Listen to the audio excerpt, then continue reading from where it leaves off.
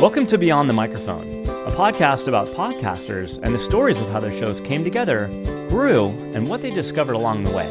I'm your host, Adam Baruh. So some of you that are regulars here on the podcast may notice I have a little bit of a different background today. I'm in the process of moving out of my corporate office that I've had for about 5 years now into working from home, which is a big change for me because I'm not a big work from home guy, and I think partly that has to do with the fact that I have an Australian cattle dog whose mission in life is to protect the perimeter.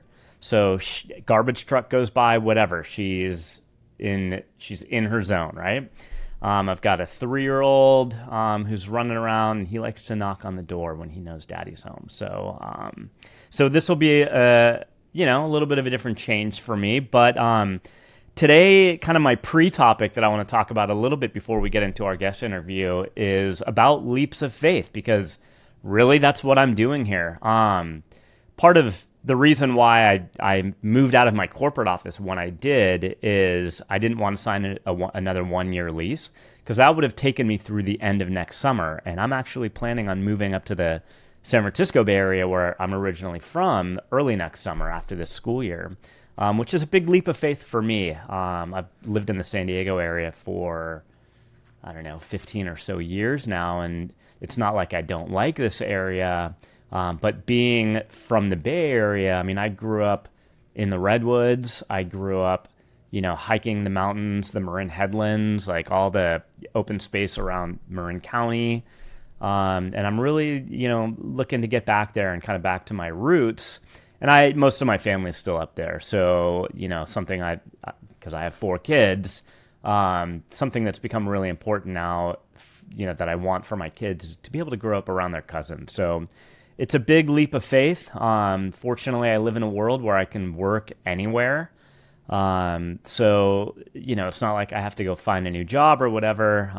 So that should be easy, but it's a leap of faith. I don't know what that life is going to look like. My wife loves to surf. What's that going to look like for her? It's going to be different environments that she's going to be in. So we're both, all of us are taking a leap of faith. And certainly when I got into podcasting, and much like many of you guys who are listening here today, when you got into podcasting, I imagine it was a big leap of faith. So many of us that get into it, myself included. I mean, I didn't really have any speaking experience. Definitely would have never envisioned myself being on a podcast. My older brother's an actor, so I was very content and happy growing up because he liked the attention, and I didn't really want it for myself. So I'm like, So I don't know. I just really could never envision myself being and doing this work that I do in podcasting.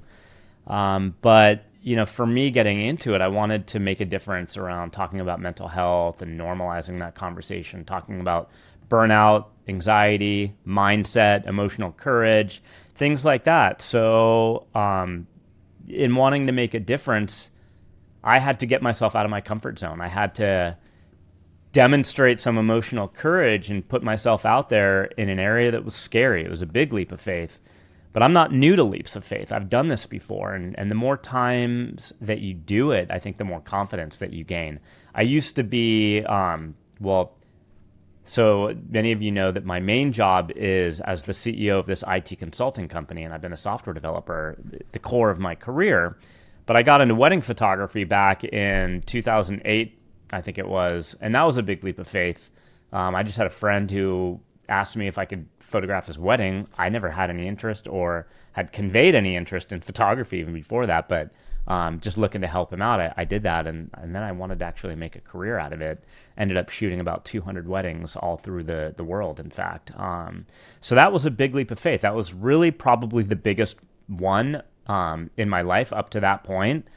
And like I said, I mean, the more times you do it, the more comfortable you get being in that space and knowing how putting yourself outside of your comfort zone is one of the major catalysts for growth, personal growth. So I want to, commend everybody who's here listening that got into the scary world of podcasting. When you first get into it, it can feel overwhelming and intimidating, but you're doing it. So you've taken the leap of faith, and thanks for finding your way here. And with that, let's go ahead and introduce our guest here today. Her name is Becca Murphy. She's the host of the Blue Rose podcast, whose guests are authors, athletes, wellness educators, artists, and humans. In the Blue Rose podcast, Becca explores the idea of play. The Blue Rose podcast has 75 published episodes with an average rating of 5 out of 5. So well done, Becca, and welcome to Beyond the Microphone. Thank you. So happy to be here. Yeah, so I know that you are a Pacific Northwester.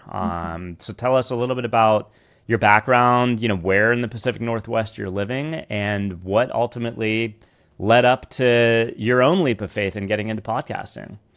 Yeah, well, let's see. So I'm in Bend right now, I grew up here, but I'm not exactly sure where I'm gonna land yet. I just got back from Switzerland, actually. I was working on this organic farm, and so I just actually got back last week and just kind of deciding between, do I want to stay in Bend and kind of build my community, or do I want to move to like Denver, somewhere in Colorado?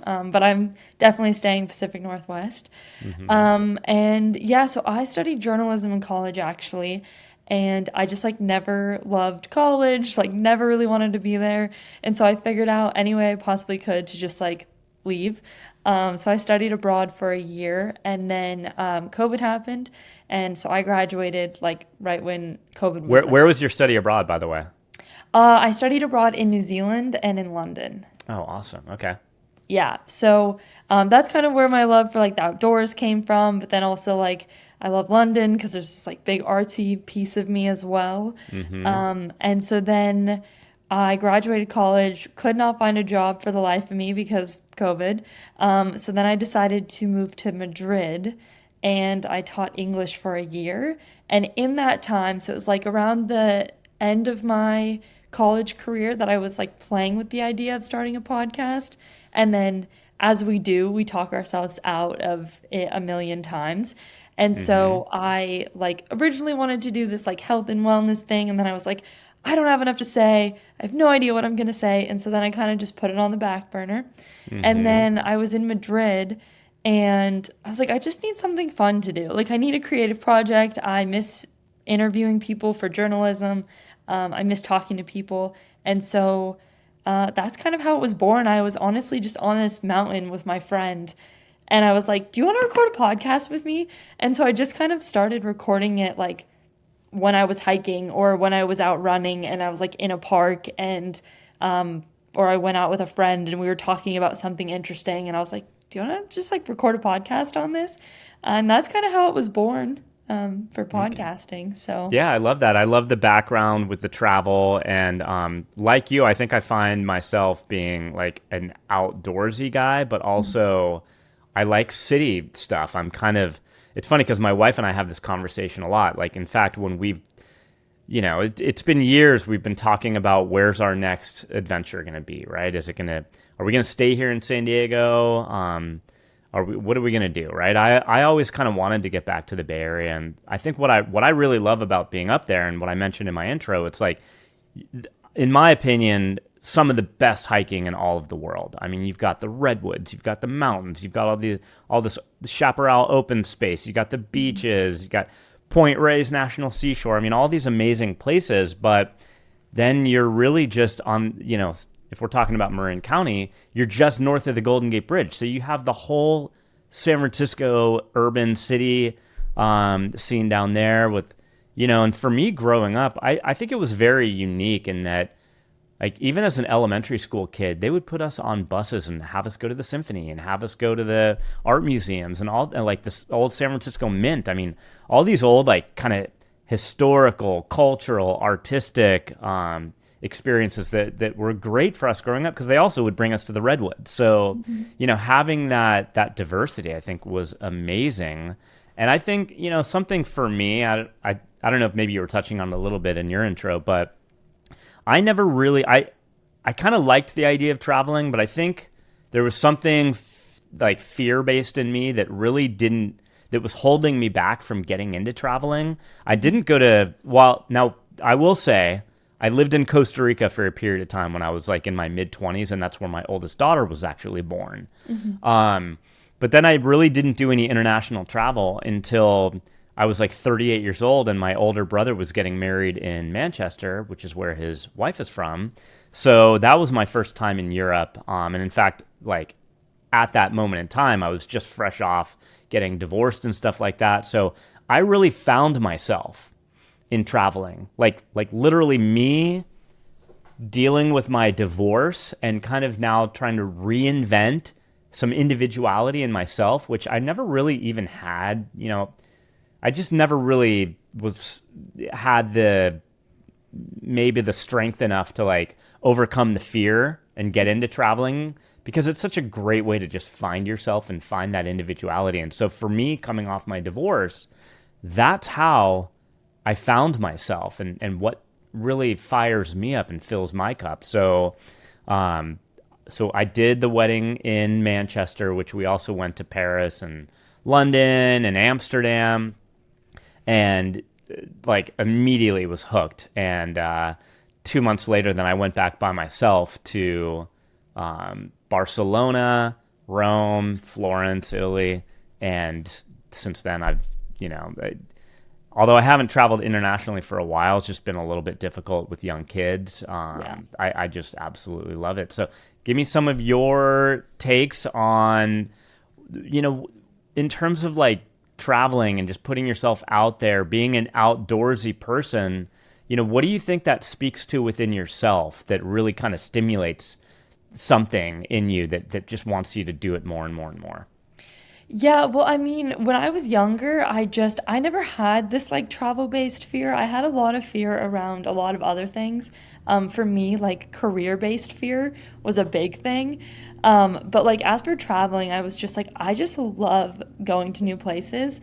And it's so stimulating to be in a new place and be like, I have no idea where I'm going. I have no idea what that person just said to me. And I just like had so much fun doing that.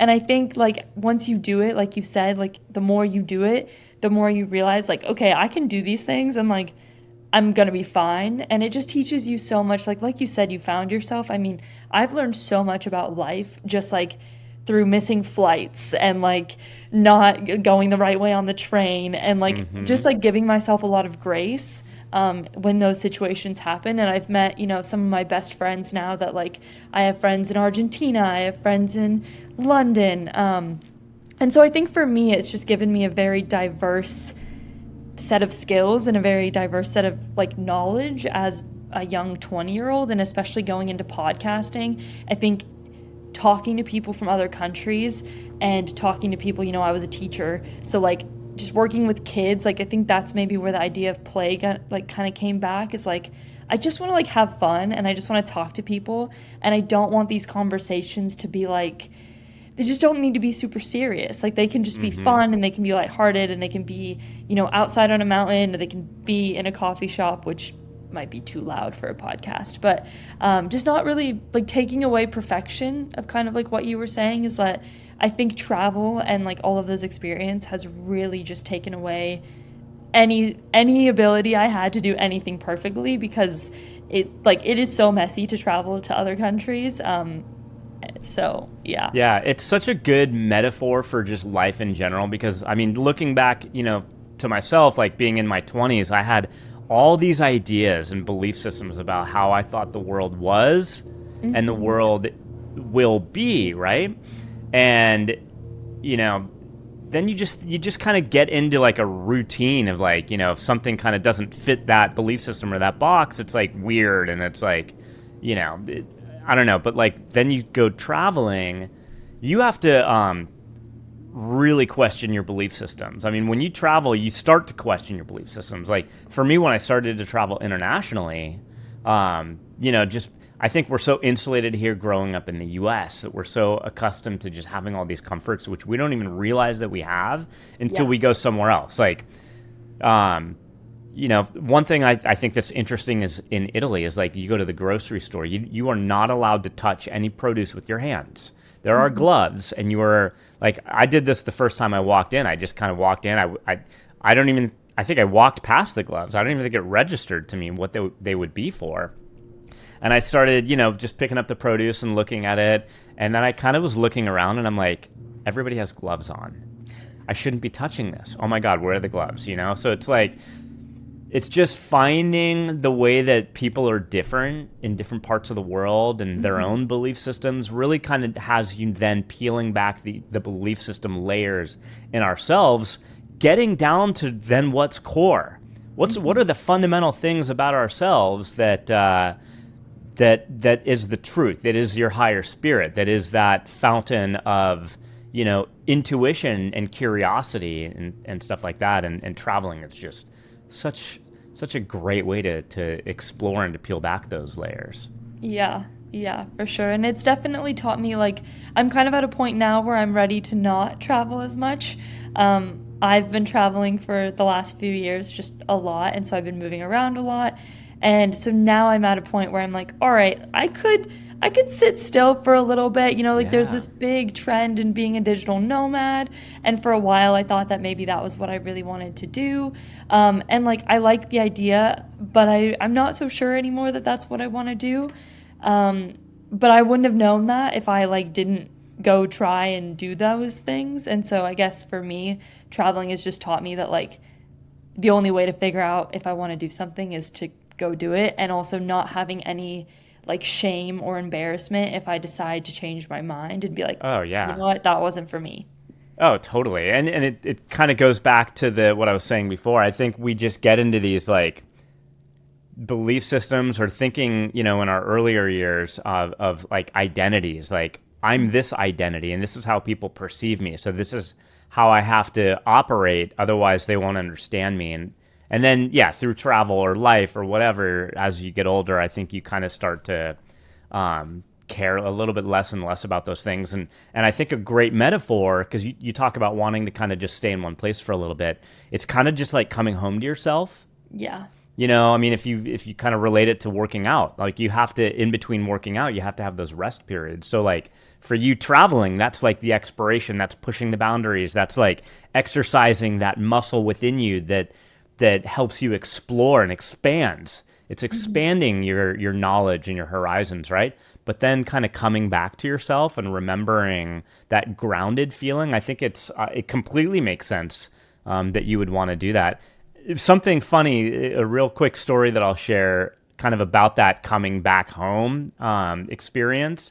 So after I lived in Costa Rica, I was there for maybe 8 months or so, and it lived in the jungle. And like, again, I had my kid there, like at my house where I lived in the jungle. So I lived jungle life where, especially in the jungles of Costa Rica, you realize pretty quickly that nature is going to dominate, and whatever ideas you have are going to be superseded by nature and bugs and animals and everything. Mm-hmm. And so when I left Costa Rica and then came back to the Bay Area at the time, Foster City's kind of suburb where I was living at the time, and they have this massive, big, giant grocery store, and I remember just fresh out of the jungle, my hair was super long, I was wearing clothes that were just all ratty from just being in like the humid jungle environment for as long as I lived there, and then just walking through the produce section. I don't know why I keep talking about produce sections, but maybe it's a thing that I have. Great section. But walking through, and it's like totally brightly lit up with the neon lights, and just looking. I remember I picked up a bell pepper, and I didn't have my gloves on because I was back in the U.S., but picking up the brightest, reddest, most gigantic red bell pepper and just being like, holy shit, this is what bell peppers can look like. Because the ones that I would get, I lived at the end of the road, like close to the Panamanian border in Costa Rica. Mm-hmm. So pretty much what we got at the little market, the little pulperia at the end of the driveway, was what the rest of the markets between San Jose and where I lived just didn't want. And so yeah, it just, the coming home after a long travel journey is really, really interesting. So let's get back to the podcasting. And I think a lot of the podcast, origination kind of starts in the same way. It's just like you're having an awesome conversation. Maybe you're having some wine or whatever with a friend, and you're just like riffing on some, creative inspiration and ideas and stuff like that. So going from there, what was your process like in terms of like concepting, the name of your podcast, the podcast description? What if you were going to focus on a niche or whatever? Like, talk to us a little bit about maybe that concept between when you first had the idea that you wanted to do it until then you started actually recording episodes. Yeah, so honestly, like that initial period of like, yeah, what am I gonna call it? Who doesn't spend like a million years doing that, like trying to figure that out, and then you realize eventually that it just doesn't matter. And so I spent like weeks being like, what do I call my podcast? Like, what is my cover art gonna be? What is my description? And then I was actually living with a good friend of mine at that time, and she was just like, honestly, just do it. Just like name it something, do something. And so I originally, it was actually called Hey, It's Bex. And so for the first year of the podcast, that's what it was called. It was different cover art. And honestly, there was not really any focus. I was just like, I like wellness, outdoors, and balance. Like we're going to talk about that. Yeah. And so that was kind of how that started. And then after, I had no consistency either. Like I did not put any pressure on myself to record, to find guests, to do anything. Because I felt like if I put too much structure around it, I was just going to not do it and I was going to stress myself out. And Totally. and some people don't work like that. I just was like, I know for me, like I don't want to be disappointed in myself if like I don't record an episode this week. So then fast forward, like a year has gone by. I've only interviewed like my friends. This is like very informal. Like I said, I'm hiking, I'm skiing, I'm doing whatever. And then I was like, I actually really like this thing. Like, this is kind of fun. And I went a whole year and I did it. And like, I didn't hate a second of it. So I was like, there's something there. Awesome. And so then this year I kind of took January off and I like reassessed.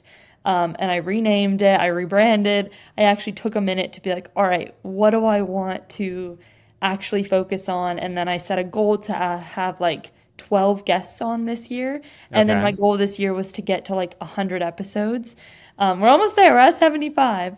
And so, yeah, this year I took it more seriously. And so for me, I needed that process of understanding if it was something I actually wanted to do and giving myself room for trial and error before I decided like, okay, this is how I want it to be. Yeah.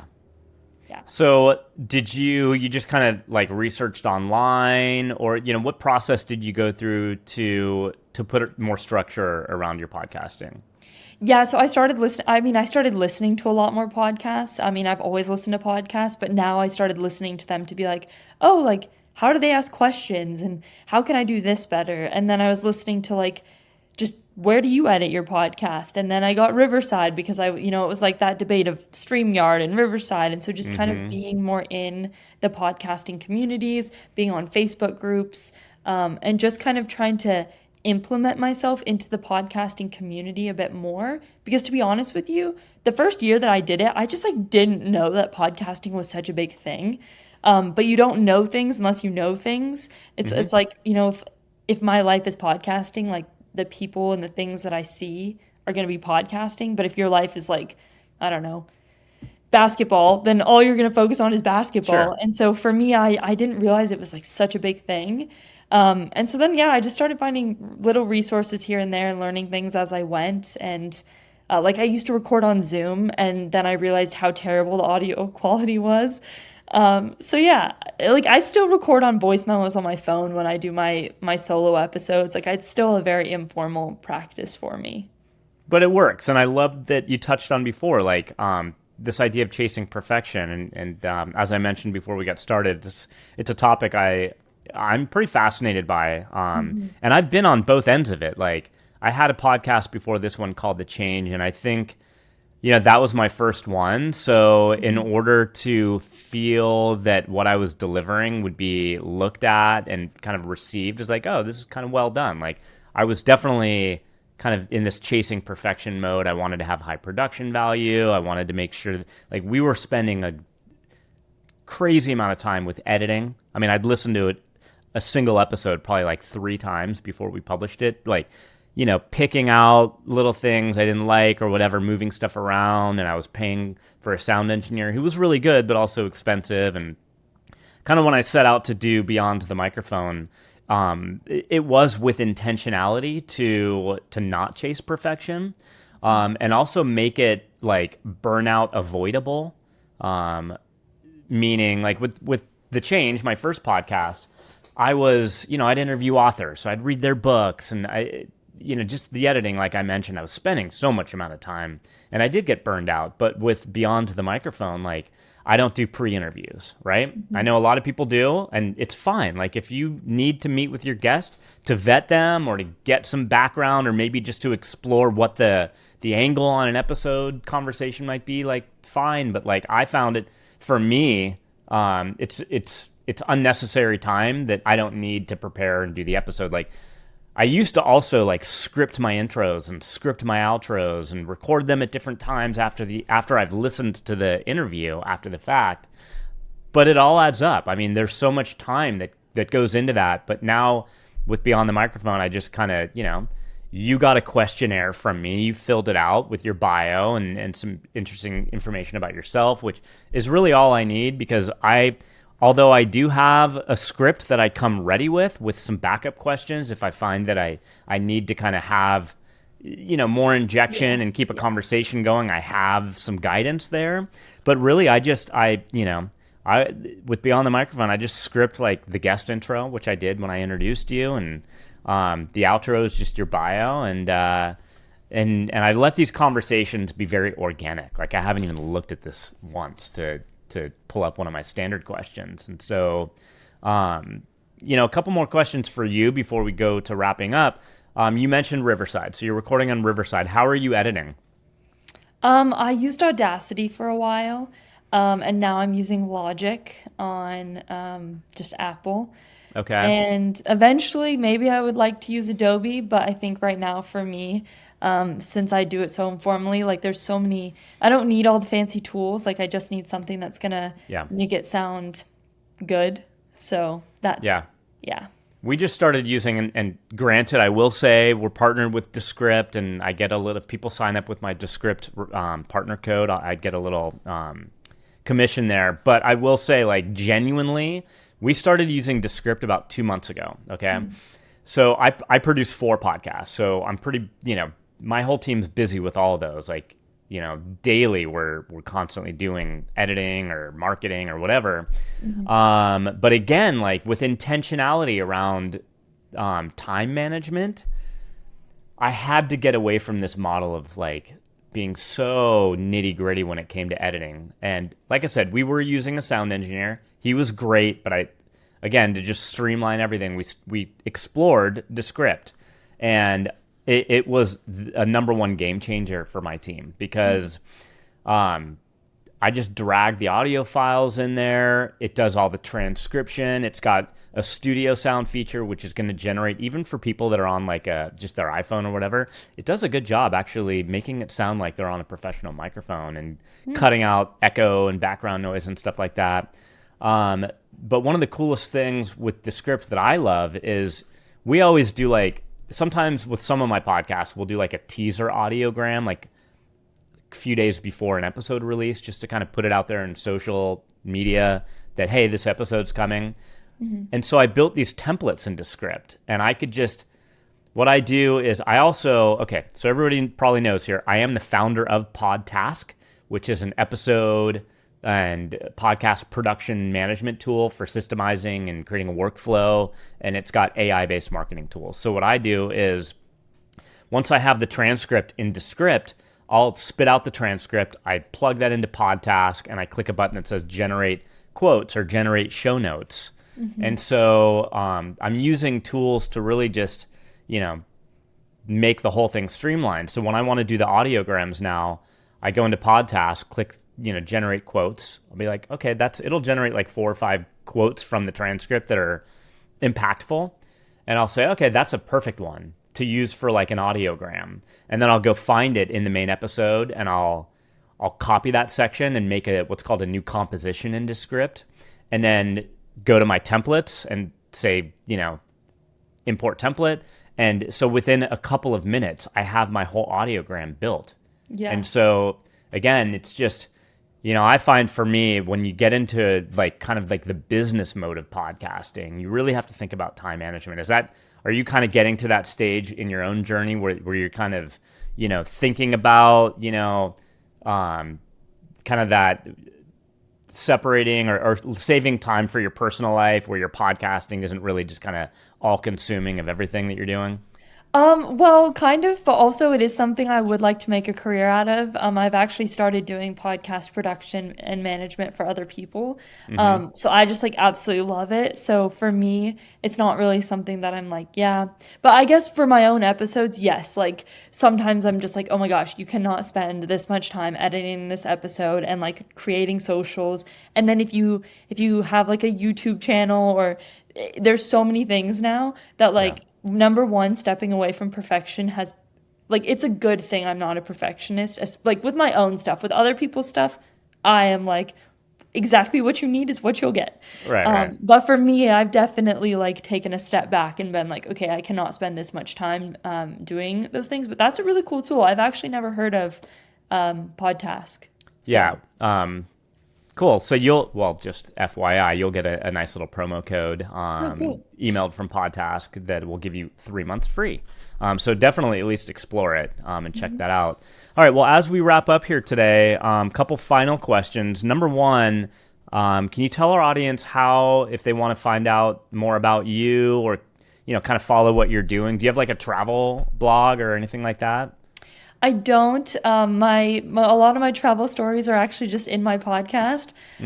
So you can find me at the Blue Rose podcast on Spotify, Apple Music, and then I'm on Instagram at Becca Blue Rose. But then I just started a Substack, and so that'll kind of be where everything will be for my newsletter and the updates for the podcast, as well as more writing stuff. So that's Becca Blue Rose at Substack.com.